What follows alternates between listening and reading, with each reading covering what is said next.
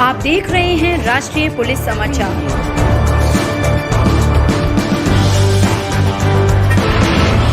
अपराध पर निर्णायक वार।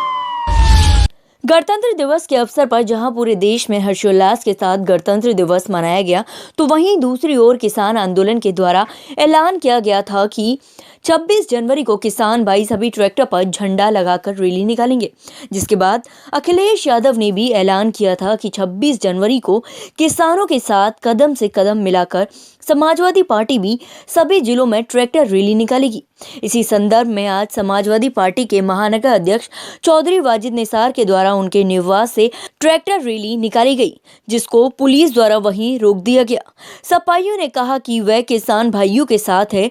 सरकार सिर्फ हिटलर शाही रवैया अपना रही है। यदि सरकार कहती है कि किसान भाइयों के भले के लिए ये बिल है, तो जब किसान भाई ही इस बिल को नहीं स्वीकार कर रहे, तो जबरदस्ती उनका भला केंद्र सरकार क्यों करने में लगी है। आज हम अपने राष्ट्रीय अध्यक्ष श्री अखिलेश यादव जी के निर्देश पर ट्रैक्टर रैली अपने किसान भाई अन्नदाताओं के पक्ष में आज तहसील जाने का काम हम लोग कर रहे थे। लेकिन ये हिटलरशाही सरकार, ये तानाशाह सरकार कल से नज़रबंद करके हमारे कार्यकर्ता पदाधिकारियों को सबको नज़रबंद किए हैं। लेकिन हम लोग ट्रैक्टरों के साथ आज यहाँ सब मौजूद हैं। हम तहसील जाने का प्रयास कर रहे हैं।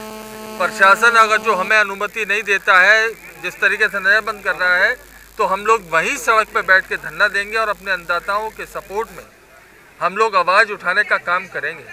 क्योंकि जिस तरीके से 3 अंधे कानून किसान भाइयों के लिए लाए गए हैं, ज़बरदस्ती उन पर थोपे जा रहे हैं। उनसे कहा गया था कि भाई आपकी आय दुगनी कर देंगे, लेकिन उनको बर्बाद करने का काम इस कानून के अंतर्गत किया गया है।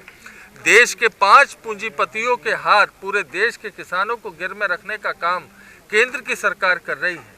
हम ये पूछना चाहते हैं केंद्र की सरकार से, जब हमारा किसान भाई अन्नदाता आपका ये कानून आप उनकी भलाई के लिए कर रहे हैं और वो कह रहे हैं कि हमारी भलाई के लिए नहीं है, इसको वापस ले लो, तो आप ज़बरदस्ती क्यों थोपना चाहते हो? इसके पीछे केंद्र सरकार की मंशा सही नहीं है। इस देश के किसानों को, अन्नदाताओं को, ये केंद्र की सरकार 5 पूंजीपतियों को, जो बड़े उद्योग घराने हैं, उनके हाथों गिर में रखना चाहती है।